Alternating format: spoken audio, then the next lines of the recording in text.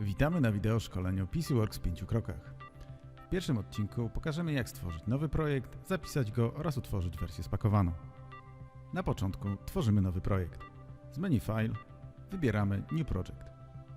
Następnie z listy szablonów wybieramy odpowiednią wersję sterownika i wersję firmware. W naszym przykładzie jest to sterownik serii Axonline 1050.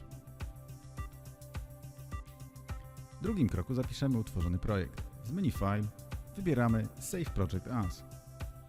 Podajemy nazwę własną projektu i potwierdzamy przyciskiem Save.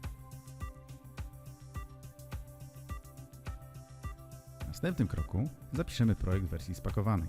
Wersja spakowana jest wygodniejszą formą projektu, jeśli chcemy na przykład utworzyć kopię bezpieczeństwa. Z menu File wybieramy Save Project As, następnie z pola Zapisz jako typ wybieramy Zipped Project Files i potwierdzamy przyciskiem Zip.